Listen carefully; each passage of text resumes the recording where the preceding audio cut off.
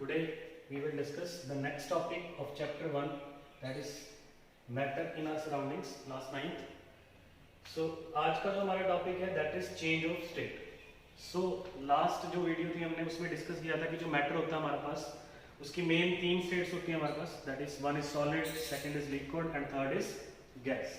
So यहाँ से हमें जो टॉपिक कवर करना है वो क्या है, चेंज ऑफ स्टेट के बारे में, दैट इज सॉलिड से लिक्विड, लिक्विड से गैस एंड वापस गैस से लिक्विड एंड लिक्विड से वापस सॉलिड. सो यहाँ पे अब जो स्टेट चेंज होता है वो होता कैसे है. अब सॉलिड से लिक्विड में जाना है या लिक्विड से गैस में जाना है या वापस गैस से लिक्विड में आना है, लिक्विड से सॉलिड में जाना है, तो इसके लिए जो फैक्टर्स हैं वो कौन कौन से हैं. सो उन्हीं को हमने डिस्कस करना है. सो आज का जो मेन फैक्टर है हमारा वो कौन है, टेम्परेचर, जिसको आज हम डिस्कस करेंगे. एंड दूसरा जो फैक्टर है हमारे पास वो कौन सा होता है हमारे पास, प्रेशर. सो ये भी डिस्कस करेंगे. सो वन बाय वन इनको डिस्कस करेंगे कि जो हमारे पास सिंपली प्रेशर या टेम्परेचर कैसे स्टेट्स ऑफ मैटर को अफेक्ट करते हैं. सो सबसे पहले डिफेक्ट करते हैं, स्टार्ट करते हैं effect of temperature. So temperature को जब आप बढ़ाओगे, इंक्रीज करोगे, या टेम्परेचर को जब आप कम करोगे, सो उससे क्या होगा, जो स्टेट है वो चेंज होगी हमारे पास. एक्चुअली हमने करना क्या है, सॉलिड को लिक्विड में लेके जाना है. तो सॉलिड से लिक्विड में कैसे जाएगा, तो वहां उसमें जाने के लिए हमारी हेल्प कौन करेगा, टेम्परेचर. बेसिकली होता क्या है, जब आप टेम्परेचर को बढ़ाते हो, टेम्परेचर बढ़ाने से क्या होगा, टेम्परेचर बढ़ाने से क्या होगा, जो पार्टिकल्स हैं उनकी जो स्पेस है वो बढ़ने शुरू हो जाएगी. उनके बीच का जो इंटरमॉलिक्यूलर फोर्स है वो कम होना स्टार्ट हो जाएगा. जब गैप बढ़ेगा तो सॉलिड से वो कौन सी स्टेट में चला जाएगा, लिक्विड. सिमिलरली जब हम लिक्विड स्टेट में टेम्परेचर को राइज करेंगे, बढ़ाएंगे, तो उसमें और ज्यादा स्पेस मिलेगा पार्टिकल्स को, और ज्यादा रैंडमली वो मूव करना स्टार्ट करेंगे, फोर्स ऑफ अट्रैक्शन और ज्यादा कम हो जाएगा और वो लिक्विड से कौन सी स्टेट में चला जाएगा, गैस स्टेट में चला जाएगा. सो जब हम टेम्परेचर को इंक्रीज करते हैं तो सबसे पहला जो हमारे पास स्टेट में चेंज मिलता है दैट इज सॉलिड से liquid. So solid to liquid. So basically जो ये सॉलिड टू लिक्विड होता है हमारे पास, इसको हम क्या बोलते हैं, मेल्टिंग. सो बेसिकली एक ऐसा टेम्परेचर जिसपे कोई भी सॉलिड मेल्ट करना स्टार्ट करता है, उस टेम्परेचर को या उस पॉइंट को हम क्या बोलते हैं, मेल्टिंग पॉइंट. बेसिकली अगर हम वाटर की बात कर रहे हैं, पानी की बात कर रहे हैं, तो पानी जो होता है हमारे पास सॉलिड से, यानी कि जब वो सॉलिड स्टेट में है, बर्फ की स्टेट में है, तो 0 डिग्री सेल्सियस पे वो क्या करना शुरू करता है, मेल्ट करना स्टार्ट करता है. यानी कि सॉलिड से वो कौन से स्टेट में जाना स्टार्ट करता है, लिक्विड. जब आप आइस को फ्रीजर से निकालकर कुछ देर के लिए रूम टेम्परेचर पे छोड़ देते हैं, तो फ्रीजर से जब वो बाहर आएगा उसको ज्यादा टेम्परेचर मिलना शुरू हो जाएगा. एट 0 डिग्री सेल्सियस को मेल्ट करना स्टार्ट कर देगा.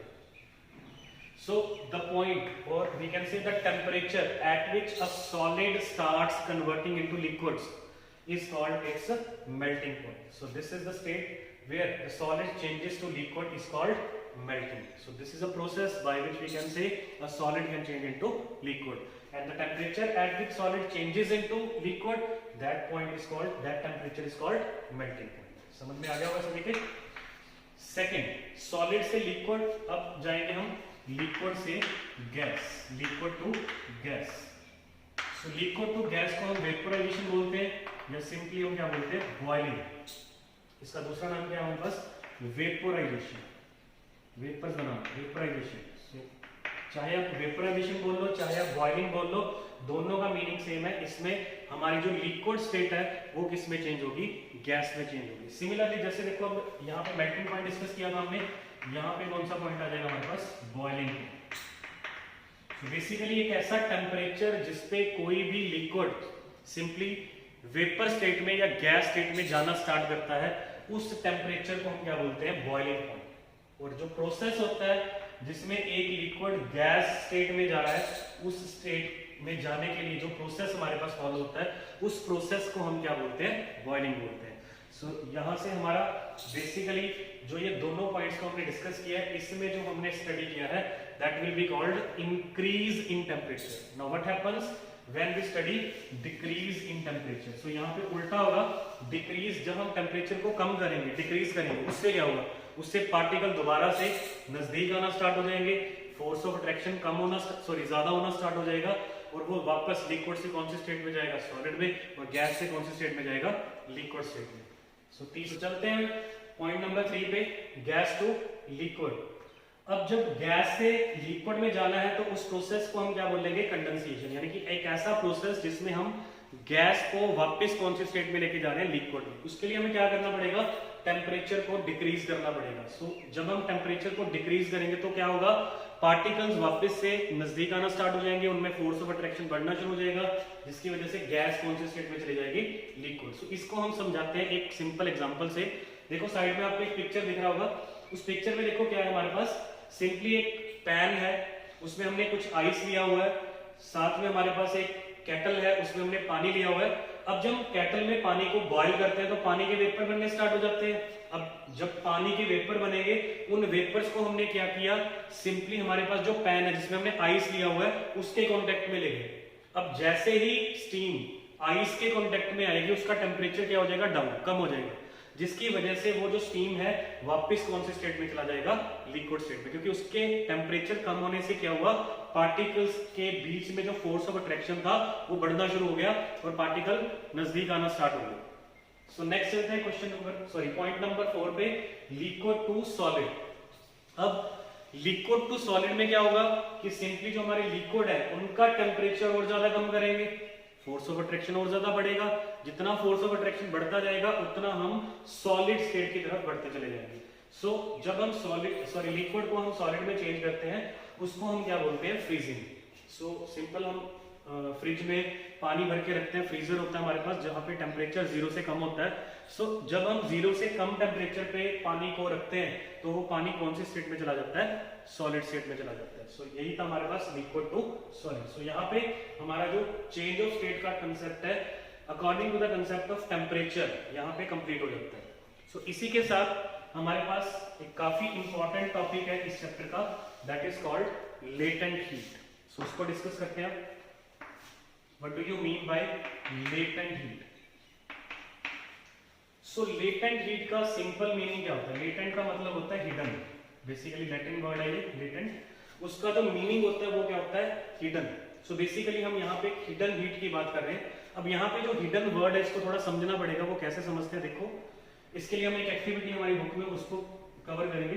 सो यहाँ पे हमने क्या किया, बीकर ले लिया, बीकर में आइस के क्रस्ट कुछ पीसेस ले लिए, कुछ आइस के टुकड़े ले लिए हमने।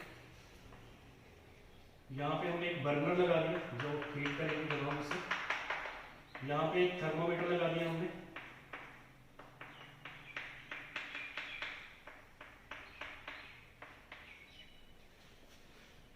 अब जब आप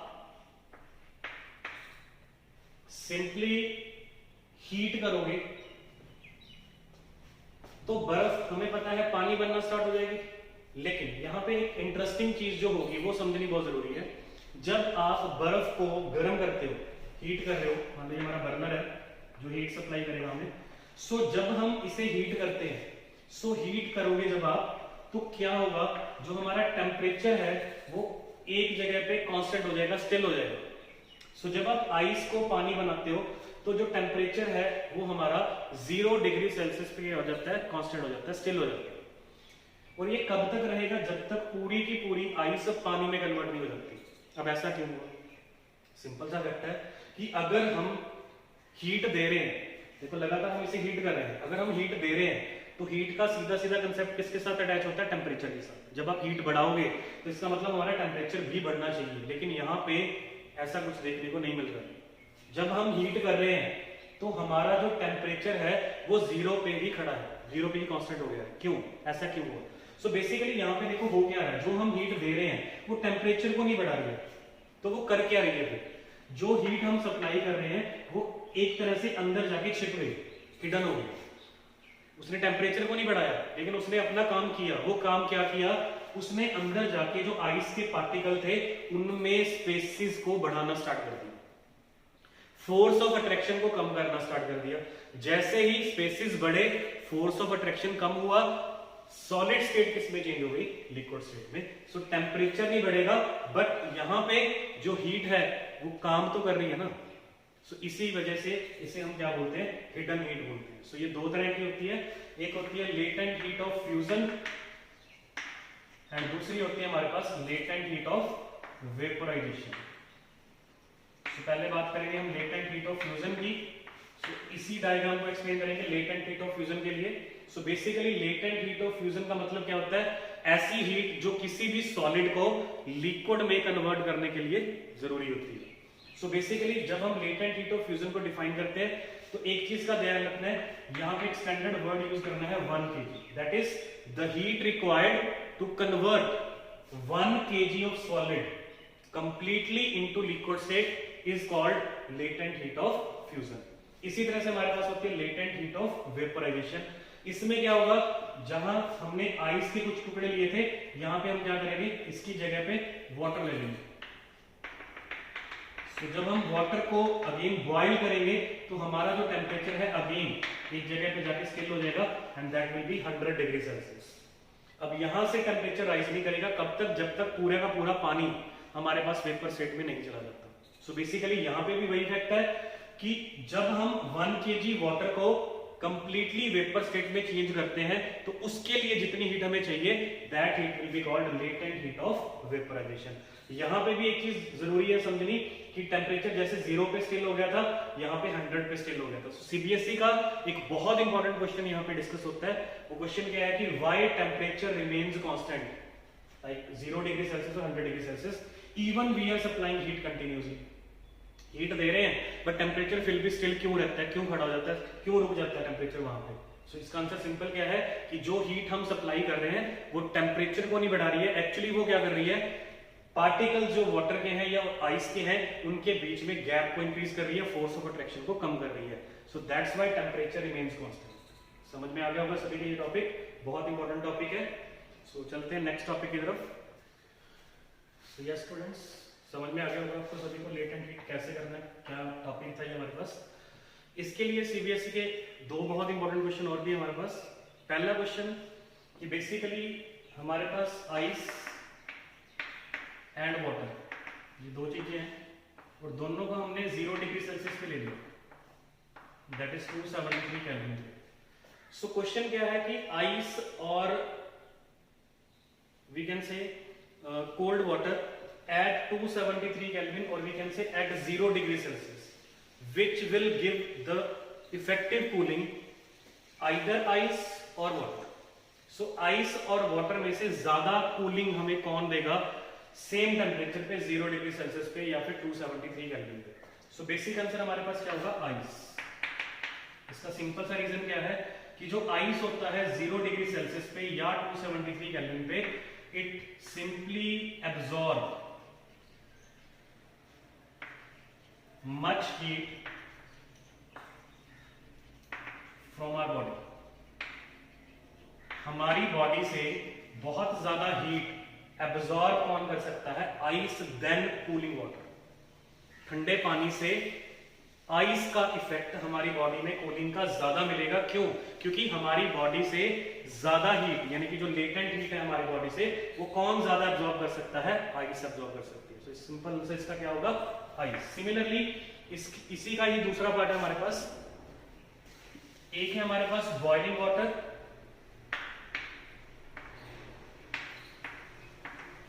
और दूसरा है हमारे पास स्टीम। इनको भी हमने सेम टेम्परेचर पे ले लिया, दैट इज 100 डिग्री सेल्सियस और 373 केल्विन। अगर हम बॉइलिंग वाटर की बात कर रहे हैं या हम स्टीम की बात कर रहे हैं, दोनों में से स्फीयर पेन्स, बर्न्स यानी कि ज्यादा नुकसान हमें सेम टेम्परेचर पे कौन देगा, बॉइलिंग वाटर देगा या स्टीम देगा। सो इसी का सेम पार्ट आंसर क्या होगा हमारे पास, सेम स्टीम। जैसे वहां पे आइस था, यहाँ पे क्या है हमारे पास स्टीम। सो यहाँ पे भी आंसर का जो फैक्ट है वो सेम रहेगा कि स्टीम जो है वो हमें ज्यादा स्फीयर बर्न्स देगा या हमें स्फीयर पेन्स देगा। क्यों, बिकॉज जो स्टीम होती है वो इस टेम्परेचर पे यानी कि सेम टेम्परेचर पे बॉइलिंग वाटर से ज्यादा हमारी बॉडी को हीट प्रोवाइड करती है, गिव्स, वो एब्जॉर्ब कर रहा था, it gives much heat than boiling water to our body. So basically इसने हमें क्या दिया, बहुत ज्यादा हीट दे दी, जिसकी वजह से हमारी बॉडी पे काफी सारे बर्न्स, छाले पड़ जाते हैं। वो किसकी वजह से पड़ जाते हैं, स्टीम। बॉइलिंग वाटर भी बहुत ज्यादा पेन देगा बट स्टीम उससे काफी ज्यादा। इसी तरह से जैसे आइस ज्यादा कूलिंग देता है, उसी तरह से स्टीम जो है हमारी बॉडी को ज्यादा पेन देता है। समझ में आ गया होगा सभी के। चलते हैं नेक्स्ट टॉपिक की तरफ। हम चेंज ऑफ स्टेट की बात कर रहे थे, तो हमने जो पहला फैक्टर था वो डिस्कस किया था इफेक्ट ऑफ टेम्परेचर। अब हम दूसरा फैक्टर डिस्कस करेंगे, that is effect of pressure. So effect of pressure, अब बेसिकली प्रेशर का मतलब क्या है कि जब हम बेसिकली कंप्रेस करेंगे, अब हमें पता है लिक्विड्स को या सॉलिड्स को कंप्रेस करना मुश्किल है, लेकिन गैसेस को हम आसानी से क्या कर सकते हैं, कंप्रेस कर सकते हैं।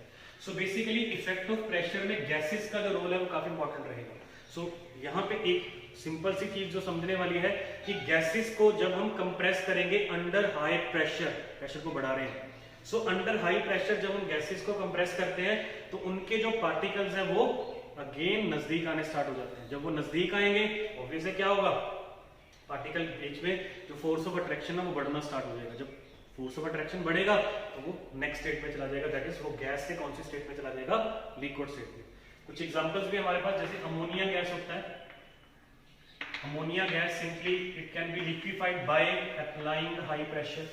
सो हाई प्रेशर के अंडर जो अमोनिया गैस है, गैस फॉर्म में है, हम उसे कौन सी स्टेट में लेके जा सकते हैं, लिक्विड। सिमिलरली घर पे हमारे जो एलपीजी होती है या ट्रांसपोर्ट सेक्टर में हम जो सीएनजी यूज करते हैं, पहले भी हमने डिस्कस किया था compressibility factor. So LPG, CNG, these can be liquefied again under high pressure. Similarly बहुत इंपॉर्टेंट एग्जांपल हमारे पास dry ice, solid carbon dioxide जो होता है हमारे पास, उसे हम क्या बोलते हैं, ड्राई आइस। सो बेसिकली जो ड्राई आइस है, सॉलिड कार्बन डाइऑक्साइड है, वो सॉलिड स्टेट में रहता कैसे है, क्योंकि कार्बन डाइऑक्साइड तो गैस होता है, लेकिन वो सॉलिड क्यों है, सॉलिड कार्बन डाइऑक्साइड हम यहाँ पे लिख रहे हैं, सॉलिड क्यों है। So under high pressure it can be stored in the solid state. So जो स्टेज शोज होते हैं आपने देखा होगा, सॉलिड कार्बन डाइऑक्साइड यानी कि ड्राई आइस को छोड़ देते हैं, रख देते हैं वहां पे, वो वापस कौन सी स्टेट में आना स्टार्ट हो जाता है, गैस। जो फ्यूम्स का इफेक्ट हम स्टेजेस पे देखते हैं, शोज में देखते हैं, वो किसका होता है, सॉलिड कार्बन डाइऑक्साइड का। जब हम उसे अंडर हाई प्रेशर स्टोर करते हैं तो वो सॉलिड स्टेट में रहता है। So this is effect of pressure. Now CBSE का अगेन एक बहुत इंपॉर्टेंट क्वेश्चन है हमारे पास कि गैसेस को हमने लिक्विड स्टेट में लेके जाना है तो कैसे लेके जाएंगे। तो हमने यहाँ पे दो इफेक्ट पढ़े हैं, बाय इंक्रीजिंग प्रेशर, प्रेशर को क्या करना है, हमने बढ़ाना है, और दूसरा by decreasing temperature. So this is the two ways by which gases can be liquefied easily. हम गैसेस को लिक्विड स्टेट में कैसे लेके जाएंगे, प्रेशर को इंक्रीज करके और टेम्परेचर को डिक्रीज करके। सो समझ में आ गया होगा सभी को। सो चलते हैं चैप्टर के लास्ट टॉपिक की तरफ। बहुत इंपॉर्टेंट टॉपिक है ये भी हमारा, इवेपोरेशन। इवेपोरेशन, सो बेसिकली अभी इससे पहले हमने बॉइलिंग को डिस्कस किया था। बॉइलिंग में हमने क्या पढ़ा था, सिंपल एक पर्टिकुलर टेम्परेचर पे जब कोई भी लिक्विड गैस स्टेट में यानी कि वेपर स्टेट में कन्वर्ट होता है उसे हम क्या बोलते हैं, बॉइलिंग। सो इवेपोरेशन भी थोड़ा सा सिमिलर ही है। इवेपोरेशन में भी हमारा जो लिक्विड है वो गैस स्टेट में जाएगा, but below its boiling point, यानी कि कांस्टेंट टेम्परेचर से पहले ही जो लिक्विड होगा हमारा वो कौन सी स्टेट में चला जाएगा, गैस स्टेट में चला जाएगा। So the conversion of liquids to its vapour state but below its boiling point is called evaporation. So ये सिंपल सा डिफरेंस है बॉइलिंग और इवेपोरेशन में। दूसरा एक डिफरेंस भी हम लिख सकते हैं कि जो बॉइलिंग होता है वो बल्क फिनोमेनन होता है, पूरा अंदर तक लिक्विड होता है। वो लिक्विड के जो नीचे वाले पार्टिकल हैं पहले वो गर्म होते हैं, फिर वो ऊपर आते हैं, फिर नीचे वाले लिक्विड और गर्म होते हैं, वो ऊपर आते हैं। लेकिन इवेपोरेशन में कुछ ऐसा नहीं है। इवेपोरेशन एक सरफेस फिनोमिनन है। सरफेस के जो ऊपर पार्टिकल हैं वो सिंपली हीट गेन करते हैं एटमॉस्फेयर से और वो कौन सी स्टेट में चले जाते हैं, सिंपली वेपर स्टेट में। जो हमारा रेन सिस्टम है वो इसी पे डिपेंड करता है, इवेपोरेशन पे। बेसिकली जो समुद्रों का पानी, नदियों का पानी होता है वो इवेपोरेट होता है, यानी कि वेपर स्टेट में चेंज होता है, क्लाउड्स बनते हैं, रेन सिस्टम होता है। सो ये वाटर साइकिल जो हमारा है वो इवेपोरेशन पे बेस्ड होता है। सो इसके कुछ फैक्टर्स हैं हमारे पास। जो इवेपोरेशन है इसको हम कम कर सकते हैं या बढ़ा सकते हैं। सो सबसे पहला जो हमारे पास फैक्टर होता है that is temperature. So basically rate of evaporation depends upon first factor that is called temperature. Temperature जितना ज्यादा होगा इवेपोरेशन उतना फास्ट होगा। टेम्परेचर जितना कम होगा इवेपोरेशन उतना स्लो होगा। बिल्कुल बेसिक एग्जांपल, गर्मियों में टेम्परेचर ज्यादा होता है, गर्मी बहुत ज्यादा होता है, टेम्परेचर मतलब बहुत ज्यादा है, तो जब हम छत पे कपड़े सुखाते हैं तो हमारे कपड़े बहुत इजीली सूख जाते हैं, जल्दी सूख जाते हैं। क्यों? क्योंकि टेम्परेचर क्या है, ज्यादा है। लेकिन सर्दियों में, विंटर्स में यही प्रोसेस थोड़ा स्लो हो जाता है। आपने देखा होगा सर्दियों में कपड़ों को सूखने में बहुत टाइम लगता है। क्यों? अगर धूप नहीं है, टेम्परेचर कम है, तो सिंपली हमारे जो कपड़े हैं वो जल्दी नहीं सूखते हैं। क्यों? टेम्परेचर कम है, इवेपोरेशन क्या हो गया, स्लो हो गया। सेकेंड पॉइंट आता है हमारे पास surface area. So rate of evaporation simply directly proportional to the surface area. So surface area जितना ज्यादा होगा evaporation उतना फास्ट होगा, सरफेस एरिया जितना कम होगा इवेपोरेशन उतना स्लो होगा। आपने देखा होगा जब आप छत पे कपड़े सुखाते हो तो कपड़ों को फैलाकर सुखाते हो, उनके बीच में गैप रखते हो तो कपड़े इजीली सूख जाते हैं। लेकिन अगर हम कपड़ों को एक दूसरे के ऊपर, तो वो जल्दी नहीं सूखेंगे ना, सरफेस एरिया कम हो जाएगा। इसी तरह से सिंपल आपने देखा होगा चाय को अगर हम कप में डालते हैं तो उसके साथ हमारे पास कप के लिए एक सॉसर होता है जिसमें हम कप को रखते हैं, प्लेट होती है। सो अगर हम उस चाय को प्लेट में डाल दें, सॉसर में डाल दें, तो कप वाली चाय जल्दी ठंडी हो जाएगी। क्यों? सरफेस एरिया क्या होगा, ज्यादा होगा।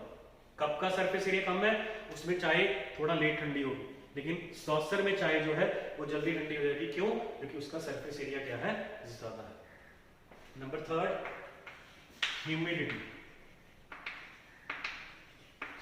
ये फैक्टर जो हमारे पास ये रिवर्स में चलता है। सो बेसिकली ह्यूमिडिटी अगर ज्यादा होगी तो इवेपोरेशन स्लो हो जाएगा, ह्यूमिडिटी अगर कम होगी तो इवेपोरेशन फास्ट हो जाएगा। इसको थोड़ा सिंपल समझते हैं। ह्यूमिडिटी का मतलब क्या है? Humidity means number of water vapours present in atmosphere. Atmosphere में जो number of water vapours present होते हैं उसको हम क्या बोलते हैं, ह्यूमिडिटी। अब देखो ह्यूमिडिटी ज्यादा है, ह्यूमिडिटी ज्यादा होने का मतलब क्या है, number of water vapours atmosphere में पहले ही ज्यादा है। अब जब वाटर वेपर्स पहले ही ज्यादा है तो और वाटर वेपर्स नहीं बन सकते हैं। क्यों? क्योंकि एटमॉस्फेयर की एक कैपेसिटी है, एक लिमिट तक ही एटमॉस्फेयर वाटर वेपर्स को क्या कर सकता है, होल्ड कर सकता है। अब जब ह्यूमिडिटी ज्यादा है means number of water vapour पहले से ज्यादा है, तो और वाटर वेपर नहीं बनेंगे। इसका मतलब जो इवेपोरेशन का प्रोसेस है वो क्या हो जाएगा, स्लो हो जाएगा। सिमिलरली ह्यूमिडिटी कम है, इसका मतलब नंबर ऑफ वाटर वेपर्स कम है और वाटर वेपर्स बन सकते हैं, इसका मतलब इवेपोरेशन क्या हो जाएगा, फास्ट हो जाएगा। एंड लास्ट फैक्टर हमारे पास fourth, wind speed. Wind speed, हवा की गति, हवा की स्पीड। सो विंड स्पीड भी एक डायरेक्टली प्रोपोर्शनल फैक्टर है कि हवा की स्पीड जितनी ज्यादा होगी इवेपोरेशन उतना फास्ट होगा। इसका भी सिंपल रीजन है कि हवा जितना फास्ट चलेगी वाटर वेपर्स को वो अपने साथ ले जाएगी। जब वाटर वेपर्स चले जाएंगे इसका मतलब सिंपली एटमॉस्फेयर में वाटर वेपर्स कम हो गए। अब जब वाटर वेपर्स कम हो गए तो इवेपोरेशन क्या हो जाएगी, फास्ट हो जाएगी। So these are the factors जो सिंपली इवेपोरेशन को क्या करते हैं, अफेक्ट करते हैं। इसी का ही नेक्स्ट पार्ट है हमारे पास इवेपोरेशन कॉज कूलिंग। काफी इंपॉर्टेंट है ये भी हमारे पास, इवेपोरेशन कॉज कूलिंग, यानी कि इवेपोरेशन जो होती है हमारे पास वो क्या करती है, कूलिंग अफेक्ट करती है। ये भी सिंपल है। अब आपने देखा होगा गर्मियों में जब हमें पसीना आता है और हम फैन के नीचे बैठ जाते हैं तो पसीना हमारा क्या होना शुरू हो जाता है, इवेपोरेट होना शुरू हो जाता है, और जिसकी वजह से हमें क्या मिलनी शुरू हो जाती है, ठंडक। इवेपोरेशन क्या कर रही है, हमें ठंडक दे रही है। सिमिलरली आपने देखा होगा मटके में हम पानी भर के रखते हैं, मटके का पानी क्या हो जाता है, ठंडा हो जाता है, ठंडा रहता है ना मटके में पानी। सो क्यों रहता है वो ठंडा, क्योंकि मटका जो होता है हमारे पास एक्चुअली उसके बॉडी कह लो या जिससे वो बनता है, जिस मिट्टी से वो बनता है, उसमें सिंपली क्या होते हैं, छोटे छोटे पोर्स होते हैं। एंड उन पोर्स में से बेसिकली जो पानी है वो कंटिन्यूसली क्या होता रहता है, इवेपोरेट हो जाता है, और जो पानी बचता है उसमें हमें क्या मिलती है, ठंडक मिलती है। सिमिलरली आपने देखा होगा जब हमें बुखार हो जाता है तो डॉक्टर हमें सजेस्ट करता है कि ठंडे पानी की पट्टियां करनी है। अब जब आप ठंडे पानी की पट्टियां करते हो तो सिंपली वो पट्टियां क्या करती हैं, हमारी बॉडी से हीट को एब्जॉर्ब करती हैं और हमें क्या देती हैं, कूलिंग। सो इवेपोरेशन का इफेक्ट है। So this is the fact that evaporation simply causes cooling. So इस टॉपिक को आपने अपनी जो एनसीईआरटी बुक है या जो भी रेफरेंस बुक आपके पास है उसमें से पढ़ लेना है, ताकि इवेपोरेशन का जो कंसेप्ट है वो आपको ज्यादा डिटेल में समझ में आ जाए। सो लास्ट टॉपिक है चैप्टर का, that how will you show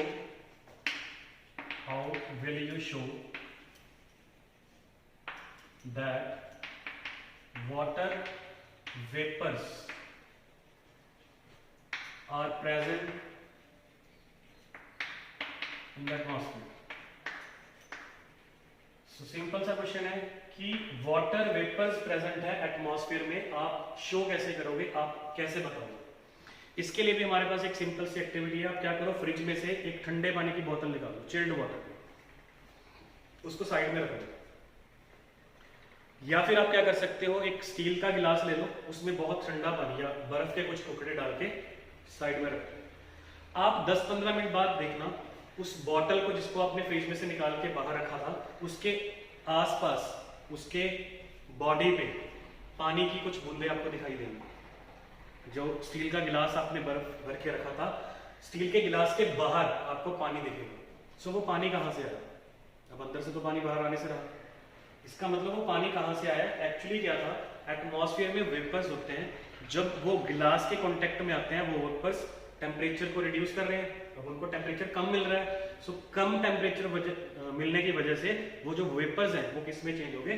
water state में चेंज हो गए। सो यही एक्टिविटी सिंपली क्या प्रूव करती है कि सिंपली जो वाटर वेपर्स होते हैं वो एटमॉस्फेयर में एग्जिस्ट करते हैं। सो यहाँ पे हमारा जो चैप्टर 1 है मैटर इन आवर सराउंडिंग्स वो कंप्लीट हो जाता है। देखो यहाँ पे इस चैप्टर में हमने मैटर की मेनली 3 स्टेट्स को डिस्कस किया था। एक थी सॉलिड, दूसरी थी लिक्विड और तीसरी थी हमारे पास गैस। हालांकि इसके अलावा चौथी और पांचवी 2 स्टेट्स हमारे पास और डिस्कस करने वाली है। वैसे तो 4th स्टेट होती है हमारे पास प्लाज्मा एंड 5th स्टेट होती है हमारे पास BEC, बोस आइंस्टाइन कंडेंसेट। हालांकि इनकी जो डिटेल है वो आप हायर क्लास में जाके पढ़ोगे। 9th क्लास में हमने बेसिकली सिर्फ 3 स्टेट्स है हमारी, सॉलिड, लिक्विड, गैस, इनको ही डिटेल में डिस्कस करना था। तो ये वाली जो स्टेट्स हैं आप वैसे पढ़नी है पढ़ सकते हो, लेकिन हमारे सिलेबस में जो स्टेट्स हैं वो 3 ही हैं। सो वो चैप्टर आपको समझ में आ गया होगा। सो इस चैप्टर को आप ध्यान से एक बार फिर से पढ़ें, वीडियोस को रिवर्स करके देखें, रिवाइंड करके देखें, ताकि चैप्टर आपको ज़्यादा जल्दी समझ में आ जाए, ज़्यादा क्लियर हो जाए। सो बाकी नेक्स्ट वीडियोस में हम क्वेश्चंस को डिस्कस करेंगे, NCERT के मेन एक्सरसाइज के और इन टेक्स्ट जो हमारे क्वेश्चन होते हैं। सो अगर फिर भी कोई किसी का डाउट रहता है तो आप पूछ सकते हो जैसे मर्जी। सो बाकी नेक्स्ट वीडियो में डिस्कस करेंगे। Thank you, have a nice day.